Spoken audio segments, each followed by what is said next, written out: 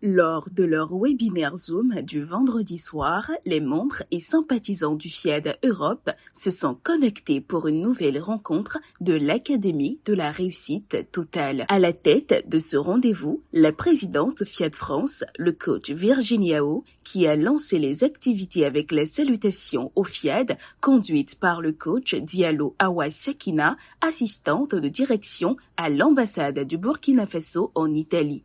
Je m'engage à parler de santé, de bonheur, de prospérité, Mi impegno a guardare il lato luce di ogni cosa e a trasformare il mio ottimismo in azioni. Le discours de bienvenue a ensuite été prononcé par le coach Agbeto Rachel Rosaline, vendeuse dans un prêt-à-porter. Bonsoir à toutes et à tous. Ce soir, nous allons être inspirés par 4 thèmes puissants. Après ces moments forts, place à la musique, à la joie et à notre atelier de programmation positive pour finir en beauté. Bienvenue encore à chacun de vous et belle soirée à tous. Vint le moment des exhortations. La première, intitulée « La confiance en Dieu, source de toute richesse », a été développée par le coach Segbo Olivier, consultant international en cybersécurité. La richesse, c'est la richesse financière, c'est l'abondance matérielle, c'est la prospérité,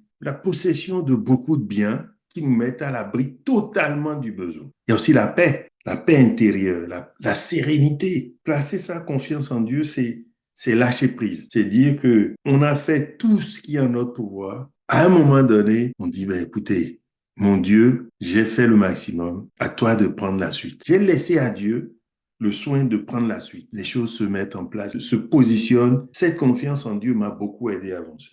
La confiance en Dieu, c'est aussi l'appel à une certaine humilité. Pour moi, la confiance en Dieu, c'est une boussole. Si vous voulez vraiment que le Dieu qui est en vous vous porte, vous guide, soit votre boussole, soit l'abondance, le point important, c'est que je suis totalement confiant en lâchant prise, en laissant Dieu apparaître comme l'autosuffisance dans ma vie et dans mes affaires. Quand il m'arrive, mes affaires ont des difficultés passagères, puis je me dis, mais j'ai quand même tout fait. Et à la fin, quand j'ai fini, je vais me coucher. Et le lendemain matin, comme par miracle, la solution arrive. Ce qui veut dire que pendant que je dormais, ma conscience divine qui est en moi continue de travailler et apporte toutes les solutions. La deuxième exhortation portait sur le thème « La discipline, le pont entre le rêve et la réalité » et a été brillamment présentée par le coach Guédigansou Annick. La discipline, c'est le résultat d'un processus de changement de mentalité, d'habitude. C'est le choix de faire des sacrifices tout en étant constant. Le rêve, c'est ce qu'on désire avoir ou obtenir. Et la réalité, c'est ce qui est palpable et tangible. Quand j'étais venue en Allemagne, je devrais apprendre la langue et avoir un certain niveau pour pouvoir m'intégrer. Et pendant ce temps, quand j'avais commencé, j'étais en état de grossesse et j'avais le choix de dire non, je suis fatiguée, je ne peux pas continuer. Malgré toutes les difficultés qui se présentaient, je me suis fixé des objectifs et je suis arrivée à bout.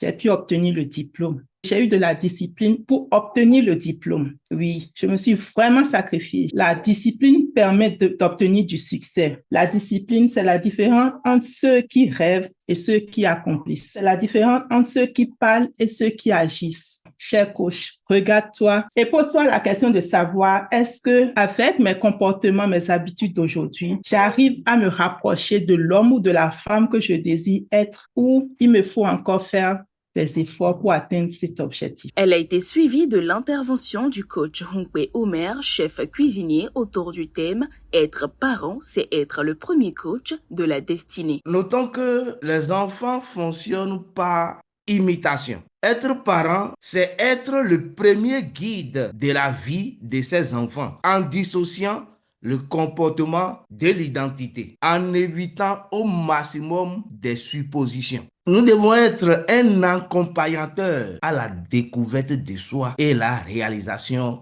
de leurs rêves. Leur transmettre les valeurs, les compétences et la confiance nécessaires pour affronter les défis. saisir les opportunités à apprendre. Apprendre de leurs erreurs. Soyons des parents coachs qui inspirent, motivent.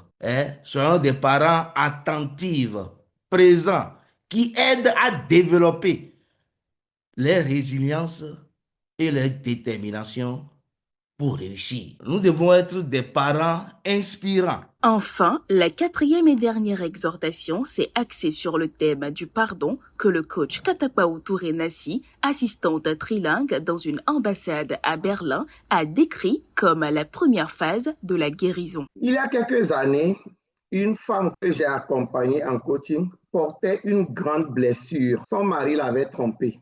Elle avait refait sa vie, mais au fond, elle restait prisonnière de la colère parce qu'elle n'a pas pardonné. Chaque fois qu'elle parlait de lui, ses mots étaient durs et son cœur lourd d'amertume. Un jour, pendant une séance, je lui ai posé cette question. Et si le pardon, ce n'était pas pour lui, mais pour toi? Après un long silence, elle a fondu en larmes. Quelques semaines plus tard, elle m'a dit, je n'ai pas oublié, mais je ne souffre plus. J'ai compris que pardonner, c'est me libérer. Yaiki Orgod, voilà la clé. Le pardon ne change pas le passé, mais il libère ton avenir.